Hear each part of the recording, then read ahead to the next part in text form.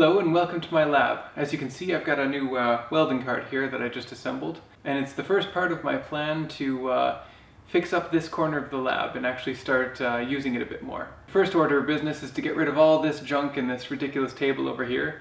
So I'm going to start taking all the welding supplies and sticking it on this cart, and we can talk about what we're going to do next. I'm really just making iterative improvements to the lab here, but I figure I might as well take you along as I do. We'll be organizing some things, tidying up, but mainly we're going to be building a tool storage cart, which I think will help a lot in the future. We'll get to that in a minute, but first I want to talk about the current state of the lab. We're in a bit of an awkward phase here where every penny I make has to go into saving up for tools and equipment that we're going to need for the future. I want to get into building more advanced machines and interesting things like that, but for now, content might be a little sparse while we save up for everything that we need. But still, it's encouraging to see everything start to get a lot more organized. This welding cart is going to help a lot with just being able to wheel out the welder, weld something, put it back, keep the lab nice and clean. Everything in the lab is going to be on wheels, unless it has to not be on wheels. That way I can roll around whatever machines I want, put the other ones aside, out of the way, and it should be a lot more efficient this way. Alright, there we go. All nice and tidy. And with some room down here for a dedicated TIG welding machine later on. And now we can move on to the rest of this pile of stuff here. Most of this can just get tossed. Okay, Gregor, normally I would have you clean this up while I go watch Netflix, but today we have this. It is a... Are you paying attention, Gregor? Well, anyway, it's a trans-dimensional transceiver. You're not... Still not listening. Whatever, let's just do this. Let's see, what button was this again? No. Up this... No. Oh, maybe this one.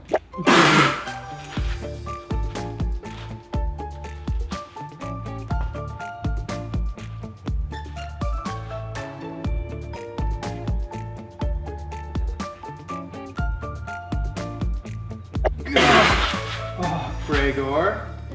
Now that I think about it, I distinctly remember telling you to remind me not to press that button again. I accidentally sent myself to a pocket dimension again, and it's your fault. Oh, it just feels so chunky. Oh. There we go, just as tidy as it needs to be. Those trans-dimensional transceivers are a little bit dangerous, but they're just so handy. Anyway, we can move on to the main project now. This is going to be a tool organizer / tool storage cart. And the idea behind this is going to be the idea of first order retrievability, which I'm just blatantly ripping off from Adam Savage. Adam made a video on this a while ago, and the idea is to create one big display stand for all your tools, so you can see them all in one place. And that helps you kind of think through what you should be grabbing, gives you some ideas for what you need to do, but it also lets you grab a tool, use it, and put it back without any major hassle. So let's get into the design here. Adam had a wooden one, but wood is such a nasty, inferior substance, so we're going to make this one out of metal. Most of this is going to be built out of sheets and plates, with a little bit of angle iron for support. So here I'm cutting all the little pieces that we're going to need for making the compartments at the top. As we go, working on a bunch of different parts, I'll go ahead and highlight the part we're working on in CAD, so that way you know what we're doing.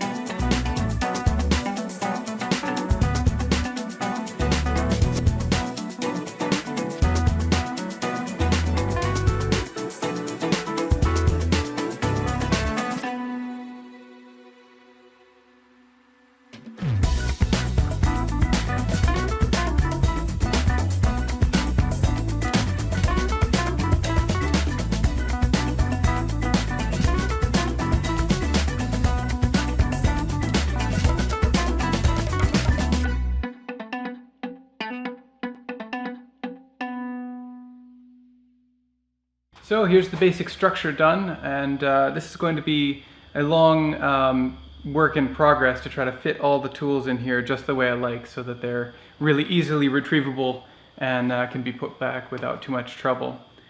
Because of course, if there's any real friction to getting tools and putting them back, then I won't really end up using it, and I really need this to work. So I'm not going to paint it yet because I'm probably going to want to make some changes anyway, so I can grind on it, cut other pieces and weld them to it, and it won't interfere really. So we're going to go ahead and start kind of loading up tools and playing around with how we place tools in here, and so I'll leave you with some shots of that as well as some walk-arounds here. So with all that said, thank you for watching, and we'll see you next time.